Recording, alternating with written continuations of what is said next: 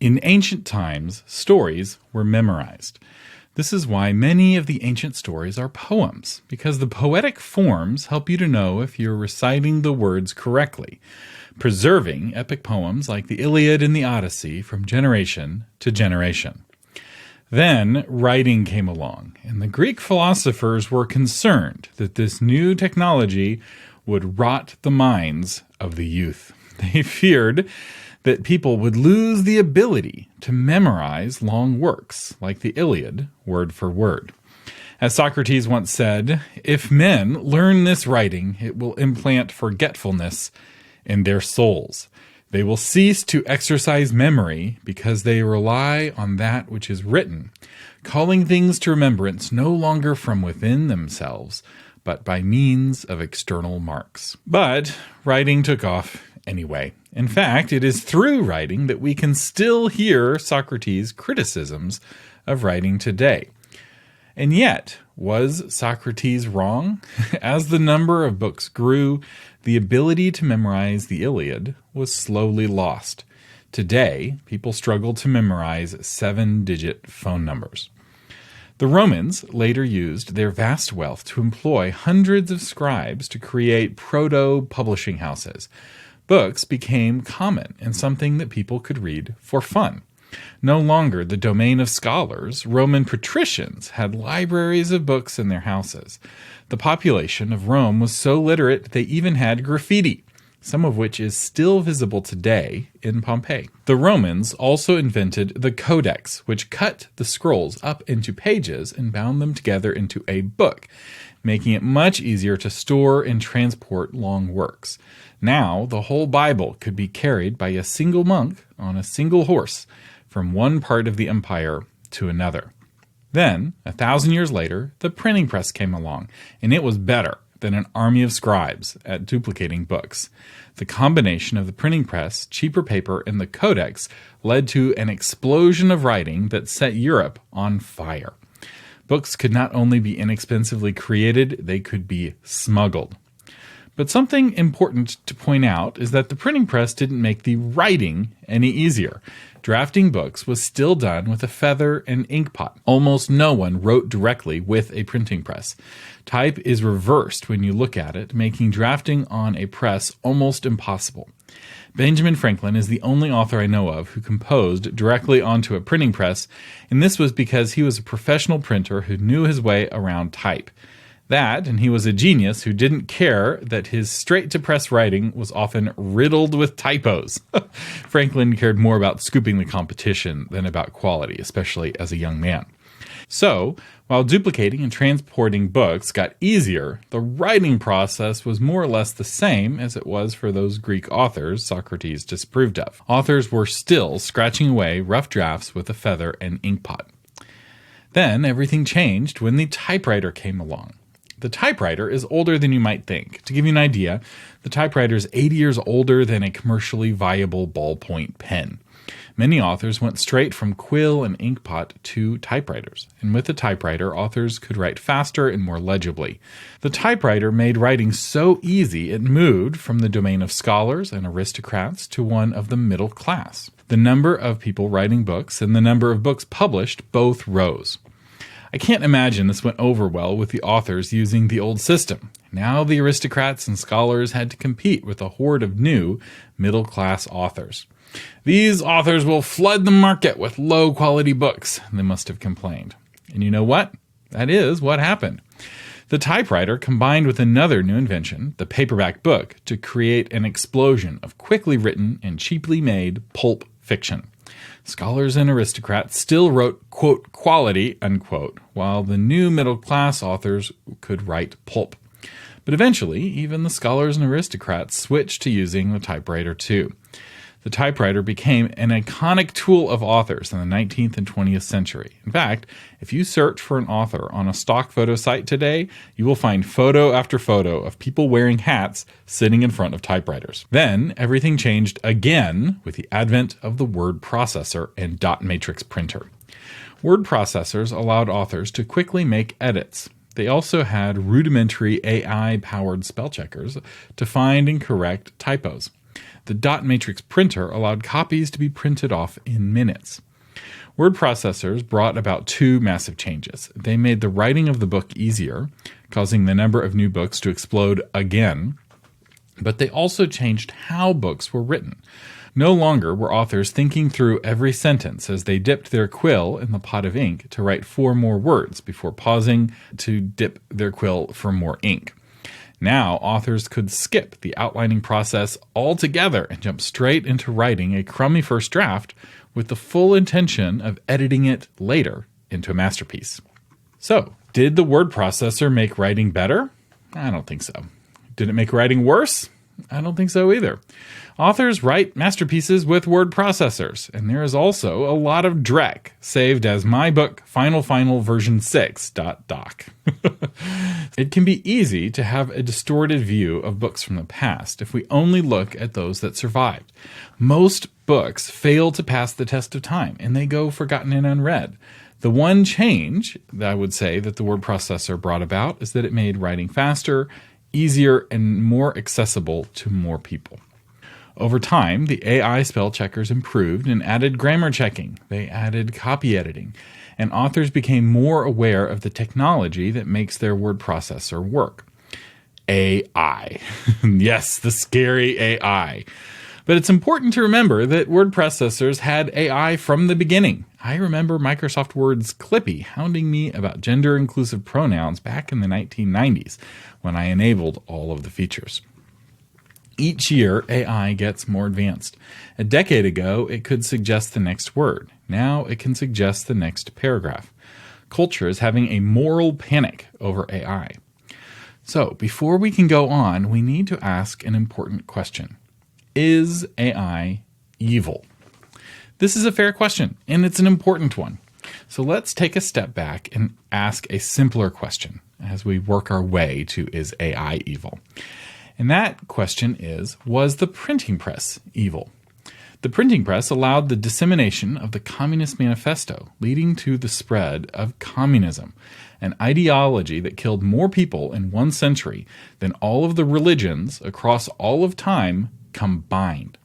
For some comparison, roughly 150,000 people died in the Spanish Inquisition over a century and a half. Compare that to 1 million who died in the Cambodian killing fields in just a few years, or the 100 million who died under Soviet and Chinese communism. The poisonous ideology of communism could not have spread without the mass production of Lenin's Communist Manifesto and Mao's Red Book. So, is the printing press to blame for the horrors of communism? No. Humans have eaten of the tree of knowledge of good and evil. We are the ones who know right from wrong and have both the will and the ability to do evil. Humans built the printing presses. Humans wrote the books and distributed the books. The printing press is no more to blame than the trees that went into the paper. Fundamentally, AI is still a human creation. Humans program the machine learning algorithms. Humans select the data sets for the large language models. Humans write and tweak the queries that the large language models process. AI has not eaten of the tree of knowledge. It has no will. Humans love to blame their evil actions on their tools, and this is nothing new. Evil people blame their evil on tools all the time. It wasn't me, officer. It was the bullet that came out of my gun. Evil requires a will, and AI has no more will than a knife or a gun. AI is a human creation, so AI cannot be evil. So why are you unsatisfied with this answer? It's because, is AI evil, is not really the question deep within our hearts. The real question we want to know the answer to is AI safe? This is, sadly, easier to answer, and the answer is no. AI is no more safe than a knife or a gun. You see, while AI can't be evil, people can be evil, and they can use AI as a tool to advance evil. Just like evil people use the printing press to advance communism and Nazism, people will use AI for evil ends as well. But people can also use the printing press for good. Sure, the printing press printed Hitler's Mein Kampf, but it also printed the Bible and Principia Mathematica and countless other books that have helped people over the centuries. all a tool does is allow us to do more good and more evil. If good people ignore AI, they will give all of the power of AI to those who will use it to do evil. Those evil people may even use AI to amplify the voices of people saying that AI is evil in order to scare good people away from AI. As we like to say in Texas, the only thing that can stop a bad man with a gun is a good man with a gun. Do you really want only bad men to have guns? Do you really want only evil corporations to use AI? Knowing that AI is a powerful tool, it behooves us to understand how it works and how to use it to do good in the world. So, how do you use AI for good? Find out in this episode of Novel Marketing, the longest-running book marketing podcast in the world. I'm Thomas Umstattd Jr., CEO of Author Media, and this is the show for writers who want to build their platforms, sell more books, and make a living writing books worth talking about. And don't forget to subscribe to this podcast by clicking follow in the podcast app on your phone. And if you're watching on YouTube, please like and subscribe. I think this is the latest in an episode I've ever done an intro. And we'll talk about both the good and the bad that can be done with AI. So let's start with talking about how AI makes writing easier. Like the typewriter and the word processor, AI democratizes writing, making it easier for more people to write. And the first way that it can help is with outlining.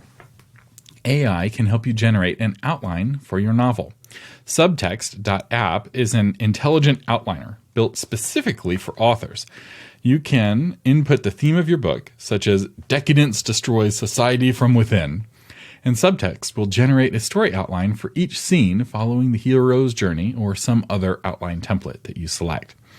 The AI-generated outline doesn't replace you. You still need to guide the outline. But like a power tool, Subtext removes some of the hard work. To use this tool, though, you'll need to understand the fundamentals of story structure and have a message or theme in mind that you want to convey in your story. AI can also help you with brainstorming. Tools like Pseudo-Write can help you brainstorm ideas for your book. I love the describe feature in Pseudo-Write, which creates descriptions using all 5 senses. This can help you make your writing more descriptive and help you be more creative. It also can help you think about the other senses. How did this scene smell? This kind of brainstorming can really make your writing better. AI can also help you with transcription. The voice-to-text feature inside of macOS is now shockingly good. It is the first transcription tool I've ever used in my life that correctly transcribed the word umstat. Most humans can't even spell umstat. In my initial test, it didn't miss a single word. It also inserts commas, periods, and even question marks. So you can just talk and your computer will type for you. And this is free. It's a free tool built into every single Mac running Mac OS 14 or newer. I hear the transcription in Windows 11 is also decent, but I haven't tested it myself. Transcription allows you to rapidly create initial rough drafts just by talking. No extra software required. There's also a multitude of mobile apps that allow you to dictate while you're on the go. I know one author who writes rough drafts while she's walking her dog through the woods.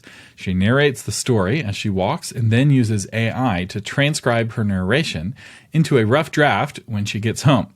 She also has to occasionally edit out commands that she's given to her dog. So those are some of the ways that AI can help you write better. AI also gives big tech companies control over your access to information. Yes, we're talking about both the good and the bad. For over a decade, we've been talking about the Facebook algorithm on this podcast. Algorithm is just another word for AI, and more specifically, it's an aspect of AI. Filtering algorithms are one of the worst uses of AI because they are typically outside of your knowledge and control. The Meta AI is trained to keep you addicted to Facebook and Instagram. It's no wonder that Facebook and Instagram use are connected to so many mental health problems, such as anxiety and depression. The Meta AI also tries to influence the narrative you use to interpret events in the news, and even in your own life. Facts and perspectives that don't fit the narrative are suppressed. If you're a Democrat, this probably doesn't bother you, but if you're an independent or Republican, it might. There's something delightfully hypocritical about an author posting to a Facebook group to complain about another author using AI to write a book. Because every time you use Facebook, you're using AI, and not just any kind of AI, the worst kind of censorious AI. Remember that powerful corporations use AI to enrich and empower themselves at the expense of individual humans like us. Elon Musk refers to big corporations as cybernetic collectives because they use a combination of human and AI decision-making to operate. And while the humans come and go, the AI sticks around, causing it to influence quite a bit of the corporation's activities. I'll link to an interview where he talks about the power of AI inside of corporations in the blog post version of this episode. For Meta's AI, I advise getting off of Facebook and Instagram and spending more time outside interacting with real-life people. You'll be happier and you'll sell more books. Part of the reason I created authormedia.social was to give authors an alternative online space to connect with each other away from Meta's censorious AI. Now, on to the good. AI makes editing easier. While not ready to replace human editors, AI has gotten very good at editing. So let's first talk about developmental editing. A developmental edit provides feedback on the big picture elements of your story. Developmental edits focus on characters and plot rather than on words and grammar. Authors.ai is an AI tool that generates a 30-page report about your book. It covers things like emotions, pacing, overused phrases, frequency of adverbs and adjectives, cliche usage. It will show you a list of similar books. It will give you a chart of dialogue and narrative ratio, and a lot more. The report can even break down character personality traits so you can see if you've sufficiently differentiated your characters. This won't replace a human developmental editor. You'll still need a human to give you feedback on the vibe of your book, but a human developmental editor won't count every use of the word very or give you a percentage of dialogue used. So the AI analysis is a great supplement and potentially even better than just a human alone. Copy editing has also gotten very good with AI. AI spell checkers and grammar checkers are now staggeringly good. The top two are Grammarly, which works best for nonfiction, and Pro Writing Aid, which works better for fiction. My one gripe with these spell checkers is that they push political correctness and gender politics into your writing regarding pronouns, gender inclusion, and whatnot. Now, you can disable these political features in the settings, but these settings are sometimes enabled by default. To be fair, the spell checkers and apps like Microsoft Word also have a political correctness mode, but the difference is that the recent versions of Word disable the critical correctness mode by default. In fact, most of Microsoft Word's powerful grammar checking abilities are disabled by default. So if you go into your Word settings, you can make Word spell checker much, much better. This matters because most people never change the default settings. As they say in Silicon Valley, the devil is in the defaults. He who controls the defaults controls the people. Freedom always requires an extra step. Another way that AI can help you with editing is with text-to-speech. Listening to Siri read your book aloud is a great way to catch poorly worded sentences. If the words sing when read by an AI voice, they will sing in the minds of your readers. Every computer and phone now has text-to-speech functionality. You can look for it in the accessibility section of your device, and it can really help improve the quality of your writing. I have a whole episode about how Angela Hunt uses text-to-speech as a part of her editing process that we'll link to in the show notes. AI also makes publishing easier. And the first way it does this is through image creation. ChatGPT-4 and Midjourney can now create images. Even if a human designs your cover, it will likely have AI elements, since Adobe Photoshop now includes many AI-powered features. In fact, I can't think of a single popular book cover made in the last year that didn't include at least a little AI in the creation, because all the top designers use either Adobe Photoshop or something similar. This is one reason why AI disclaimers have been and will be ineffective. We've all been using AI for decades at this point. The horses have escaped, and closing the barn door will not return the horses to the barn. Having an AI mock-up of your book cover could make it a lot easier to communicate with your designer. I want a cover that looks like this, but with the following tweaks. It can be a lot easier than pages and pages of text. I have some examples of what this could look like at authormedia.social. Some authors have seen success using a majority of AI elements in their book covers, and we have a whole episode about this titled AI Book Covers in ChatGPT. Another way AI can help you with publishing is with blurbs and summaries. No writing is as hated by authors as the plot synopsis, and blurbs and log lines are not far behind. These are painful to write. If only there were a machine that could summarize your book for you. Well, there is. Sudowrite has a feature called ShrinkRay that can create a one-page synopsis or two-sentence logline for your book in just a few clicks. You won't want to use the AI summary, just copy and paste, but it's a lot easier to edit from an AI summary than it is to generate one on your own from scratch. Now, a bad thing that AI does is that it enables reputation theft. AI allows for a new kind of scam called reputation theft, where scammers create a book that looks like the kind of book you would write and then create a pen name that just happens to be the same as your name. Unknowing readers then buy the book thinking you wrote it when in reality it's AI-generated dreck. This hurts your reputation since readers think you wrote the book. Reputation theft is not really a problem with AI as much as it's a problem with Amazon, which makes money off of reputation theft and has done little to stop it. For more on how you can protect yourself from reputation theft, listen to my episode, How to Protect Your Writing from Reputation Theft. Another big change that AI is bringing about is that it will change how people experience nonfiction books. To explain the impact of AI on nonfiction, I want to quickly take you through the 4 eras of nonfiction that have happened in my lifetime. My example for this journey will be the popular book, What to Expect When You're Expecting, which has evolved through these eras. So the first era is the standalone book, which is the 1980s and before. In 1984, when the book What to Expect When You're Expecting came out, readers discovered this book by browsing physical bookstores or by hearing about it from a friend. There was a chapter for each month of your pregnancy telling you how your body was going to change and how the baby was developing. The book itself was the full experience of the content. The second era started in the 1990s with the book website. In the early days, book websites were primarily about promoting the book, but then they grew to be a companion for the book. Some more advanced websites, like the What to Expect website, contained a community where readers could connect with each other. Before social media, readers would connect with each other on web forums, often hosted on the author's website.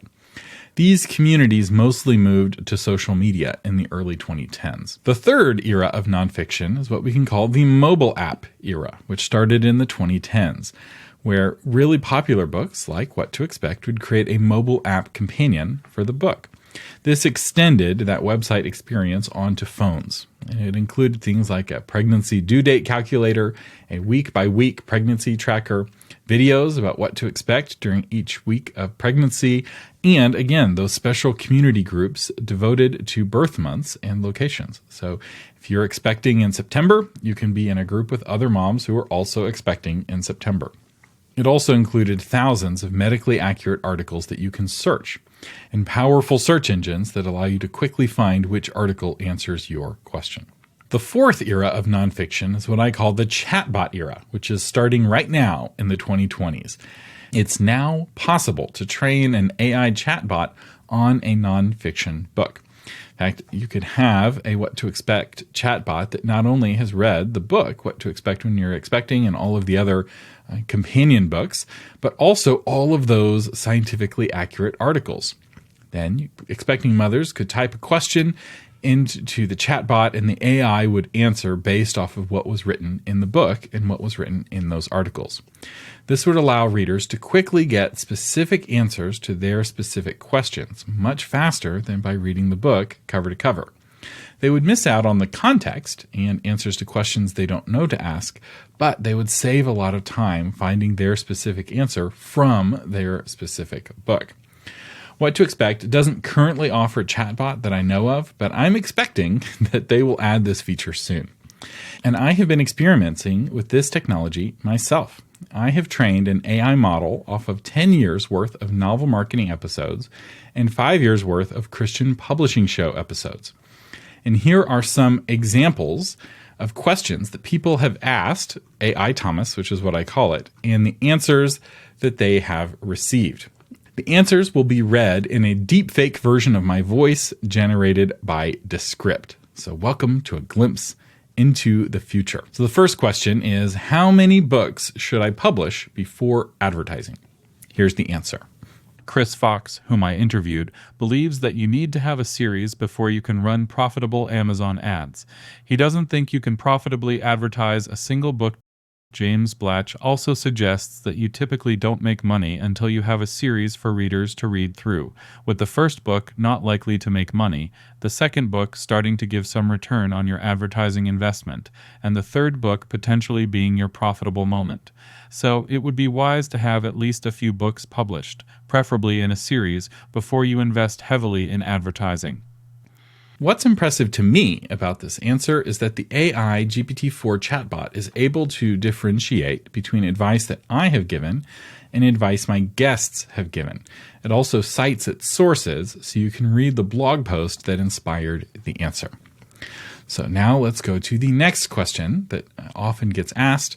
What are the 10 commandments of book marketing? Sorry, I don't have a podcast episode on that topic. I do have an episode on this, but the answer is likely too religious, or rather, the query is too religious and it's getting edited behind the scenes. Anti-conservative and anti-religious bias is a problem with most large language models right now. The companies that run them have few or no Republicans on staff, and they have few or no conservative evangelicals on staff. So there's a lot of bias that's either explicit or implicit that's baked into the model or into the inputs that you're able to query the model with. Watch what happens if we ask that same question with slightly less religious language. What are the commandments of book marketing? The 10 Commandments of Book Marketing, as I've outlined based on my experience working with best-selling authors, are essential principles that can guide you towards success in writing and publishing. Here are a few key commandments to consider.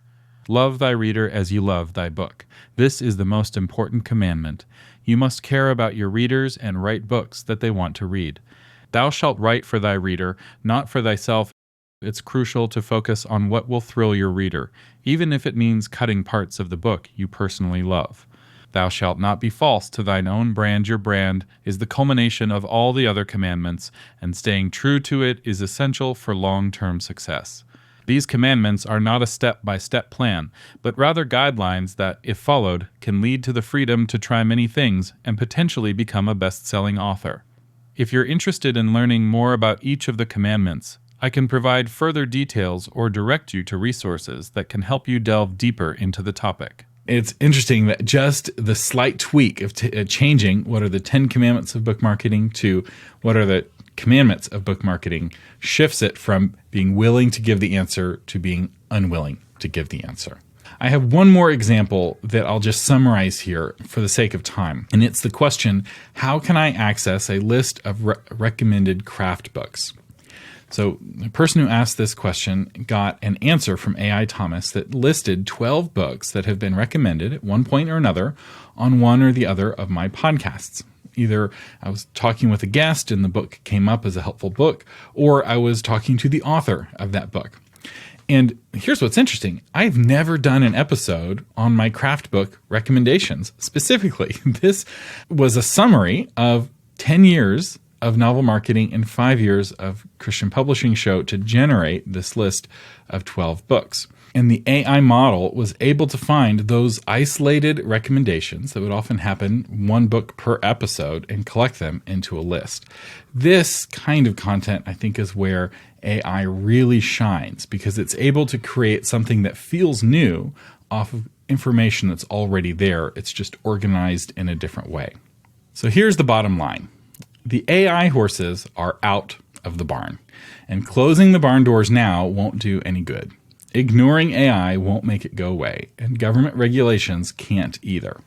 If the government can't stop drugs or guns that can be seen, how can it stop an invisible technology that everyone's been using for decades? The anti-AI Butlerian jihad is not coming. It will not save you. No one really wants to go back to a pre-computer world. So as for the moral panic that's going on with AI right now, moral panics over new technologies are common. I remember the moral panic over pagers back in the 1990s when the media convinced parents that pagers would turn their kids into drug dealers. But to be fair, AI is more dangerous than pagers ever were. But the most dangerous AIs are not the ones that you can use. They're the ones that are being used by big corporations to addict you to their platforms. I'm too much of a Texan to let a powerful and dangerous tool only be used by those who want to use it for evil. As long as the bad guys have guns, I want to own a gun to protect my family. As long as big tech uses AI to advance their interests, I'm going to use AI to advance my interests. If it's going to exist, I want to use it to do good. Sure, you can use AI to censor your fellow humans and control their speech. But you can also use it to help you rapidly write amazing books that can bless millions of people. You can use it to become more productive, which gives you more time to spend with your family or the ability to write more books than you otherwise would have been able to write. As a human being, you have the power to do good, and you have the power to do evil. You have a conscience.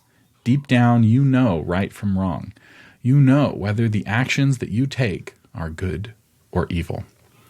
And I hope and pray that as you grow in power, you use your newfound abilities to do good and to make the world a better place. Use your writing to point readers to the good, the true, and the beautiful. Change the world with writing worth talking about. If you want more help learning how to use AI, check out the AI Writing Summit. This is a summit created by writers for writers who want to future-proof their writing careers. This event includes over 90 world-class authors, writers, and marketing experts and developers that will teach you how to use AI to get more done in less time. You can learn how to write by speaking, speed up content creation, generate new ideas quickly, polish your writing in seconds, write marketing copy like a pro, repurpose your content in a flash, outline your next project in minutes, create a book description in no time, create a marketing strategy and email funnel, and so much more. So I'm one of the 90 plus speakers, and I'll be talking about how to use AI to make podcasting faster and easier. The AI Writing Summit is free to attend live, and the recordings can be purchased at a reasonable price, and we'll have an affiliate link to the summit in the show notes of this episode at authormedia.com/412. Our featured patron today is B.D. Lawrence, author of The Coyote and the One-Armed Man. Discover the thrilling world of B.D. Lawrence's one-armed detective series with The Coyote and the One-Armed Man. With a mix of suspense, mystery, and high-stakes action, this book will keep you on the edge of your seat. If you enjoyed books like The Girl with the Dragon Tattoo or The Bourne Identity, you won't want to miss this heart-pounding adventure. B.D. Lawrence, thank you for being a patron of the Novel Marketing Podcast. It's your support and the other patrons like you that keep this podcast on the air. The Novel Marketing Podcast is a production of authormedia.com. Audio engineering by William Umstadt, blogification by Shauna Lettler, and you can find the blog version of this episode along with links to everything I talked about at authormedia.com/412. I'm Thomas Umstadt Jr. saying thank you for listening and live long and prosper.